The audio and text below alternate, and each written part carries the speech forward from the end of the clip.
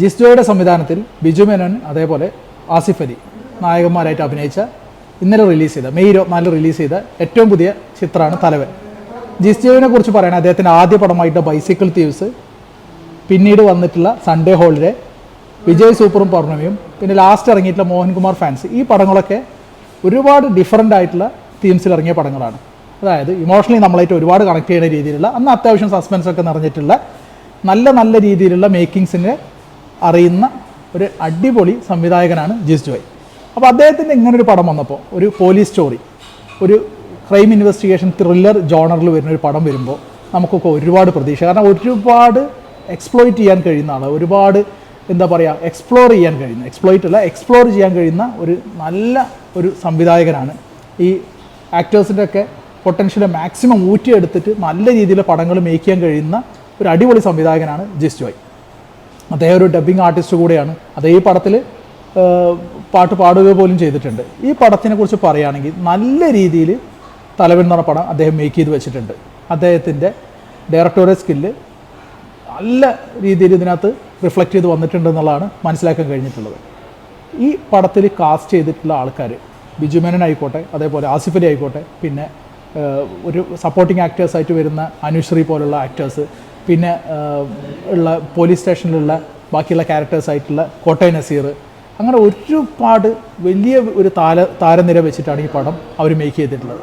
പടത്തിൻ്റെ തുടക്കം മുതൽ അവസാനം വരെ ഒരു പോയിന്റ് ഓഫ് ടൈമിൽ പോലും നമുക്ക് ലാഗ് അടിപ്പിക്കാത്ത രീതിയിൽ മികച്ച രീതിയിൽ മേക്ക് ചെയ്യാൻ വേണ്ടിയിട്ട് ജിസ്ജോയ്ക്ക് കഴിഞ്ഞിട്ടുണ്ട്. ഇത് തീർത്തും ഒരു ജിസ്ജോയ് പടം തന്നെയാണ്.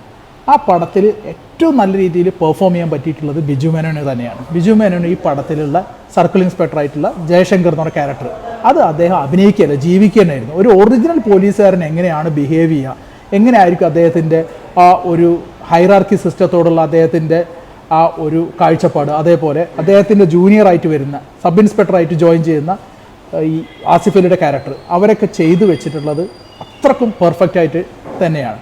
ഒരു ലോക്കൽ പോലീസ് സ്റ്റേഷൻ, അതിലുള്ള ഹൈറാർക്കി സിസ്റ്റം, അതേപോലെ അവിടുത്തെ പ്രശ്നങ്ങൾ, ഇന്ന് മാത്രമല്ല അതിനുശേഷം അവിടെ സംഭവിക്കുന്ന ഒരു ക്രൈം, ആ ഒരു ക്രൈമിൽ ഇതിലെ സർക്കിൾ ഇൻസ്പെക്ടറായിട്ടുള്ള ജയശങ്കർ നമ്മളുടെ ബിജു മേനോൻ ചെയ്യുന്ന ക്യാരക്ടർ ഇൻവോൾവ് ചെയ്യുന്നു. അപ്പോൾ ഈ പടത്തിൽ അദ്ദേഹത്തിന് ഈ ഒരു ക്രൈമിൽ നിന്ന് എങ്ങനെ ഗെറ്റ് അവേ ചെയ്യാൻ പറ്റും, എങ്ങനെ രക്ഷപ്പെടാൻ പറ്റും, അല്ലെങ്കിൽ രക്ഷപ്പെടാൻ പറ്റുമോ, അതിൽ വേറെ എന്തെങ്കിലുമൊക്കെ ഇൻവോൾവ് ചെയ്തിട്ടുണ്ടോ, ഇതേപോലുള്ള മർഡേഴ്സ് വീണ്ടും നടക്കുമോ എന്നുള്ള ഓരോ കാര്യങ്ങളാണ് ഈ പടത്തിൻ്റെ ഇതിവൃത്തം. അത് ബെസ്റ്റായിട്ട് തന്നെ മേക്ക് ചെയ്യാൻ വേണ്ടിയിട്ട് ജിസ്ജോയ്ക്ക് കഴിഞ്ഞിട്ടുണ്ട്. ഇതിനെ ഒരുപാട് നല്ല രീതിയിൽ കോംപ്ലിമെൻറ്റ് ചെയ്യുന്ന രീതിയിൽ തന്നെ ഈ പടത്തിലെ പശ്ചാത്തല സംഗീതം അതിന് പ്ലേ ചെയ്യാനും പറ്റിയിട്ടുണ്ട്. ദീപക് ദേവാണ് ചെയ്തിട്ടുള്ളത്. ദീപക് ദേവിനെ കുറിച്ച് പറയുകയാണെങ്കിൽ നമുക്ക് അറിയുന്ന കാര്യമാണ്. നല്ല രീതിയിൽ തന്നെ പടത്തിൽ മ്യൂസിക്കൊക്കെ ചെയ്യാൻ പറ്റുന്ന, അതേപോലെ ബാക്ക്ഗ്രൗണ്ട് മ്യൂസിക് കൊടുക്കാൻ പറ്റുന്ന ഒരു മികവുറ്റ മ്യൂസീഷ്യനാണ് ദീപക് ദേവ്. ദീപക് ദേവ് എ റഹ്മാൻ്റെ ശിഷ്യനൊക്കെയാണ്. അപ്പം ബെസ്റ്റായിട്ട് തന്നെ ചെയ്യാനായിട്ട് ദീപക് ദേവിന് കഴിയുകയും ചെയ്തിട്ടുണ്ട്. പടത്തിലെ ബിജു മേനോൻ്റെ റോള് നല്ല രീതിയിൽ തന്നെ ഈ പടത്തിന് കൊടുക്കുന്ന മൈലേജ് അത്രയും എടുത്തു പറയേണ്ട ഒരു കാര്യം തന്നെയാണ്. പടത്തിലെ ഓരോ ക്യാരക്ടേഴ്സും അവർക്ക് കിട്ടിയ റോള് നീതി പുലർത്തിയിട്ടുണ്ടെന്നുള്ളതാണ് മനസ്സിലാക്കാൻ കഴിയുന്നത്. അത്യന്തം ത്രില്ലറായിട്ട് പടത്തിൽ നമുക്കിങ്ങനെ സീറ്റിൻ്റെ ഇങ്ങനെ എഡ്ജിലിരുത്തുന്ന രീതിയിലുള്ള ഓരോ സീനുകൾ ഈ പടത്തിലുണ്ട്. വാവ് എന്ന് പറഞ്ഞു പോകുന്ന, അത്രക്കും നമ്മളെ പ്രതീക്ഷയുടെ എന്താ പറയുക മുൾമുനയിൽ നിർത്തുന്ന, ആകാംക്ഷയുടെ മുൾമുനയിൽ നിർത്തുന്ന ഓരോ ക്യാരക്ടേഴ്സ്, ഓരോരോ സീനുകൾ, അത് ഈ പടത്തിൻ്റെ ഒരു മികച്ച ഒരു സംഭവമായിട്ട് തന്നെയാണ് തോന്നുന്നത്. പടത്തിൻ്റെ തുടക്കം അല്ലെങ്കിൽ അവസാനം 2.5 മണിക്കൂർ നീണ്ടു നിൽക്കുകയാണെന്നുള്ളത് ഒട്ടും നമുക്ക് ഫീൽ ചെയ്യാത്ത രീതിയിൽ നമ്മളെ ഈ പടത്തിലേക്ക് ടോട്ടലി കണക്ട് ചെയ്യുന്ന രീതിയിൽ എടുത്തു വെക്കാനായിട്ട് ജിസ്ജോയ് എന്ന സംവിധായകന് കഴിഞ്ഞിട്ടുണ്ട്.